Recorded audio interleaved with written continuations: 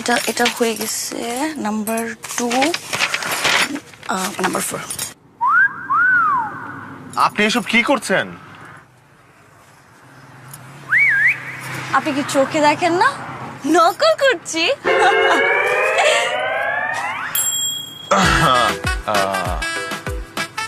এটা তো আসলে নকল না, এটা রীতিমতো দিনে দুপুরে ডাকাতি।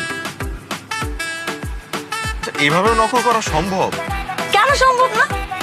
আচ্ছা, একটা কাজ সফলভাবে সম্পূর্ণ করতে কি কি লাগে? পরিশ্রম, সততা আর অধ্যবসায়। আলহামদুলিল্লাহ আমার মধ্যে এই 3টা জিনিসই আছে। আর নকল তো একটা আর্ট। G, what? আর্ট? নকল একটা আর্ট? ও সরি সরি, আর্ট হবে কেন? নকল কিন্তু একটা শিল্পের মধ্যেও পড়ে।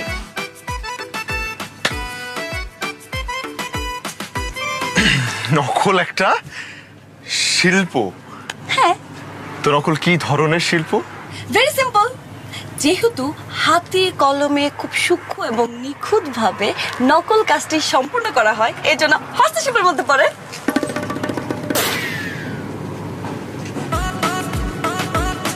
হস্তশিল্প?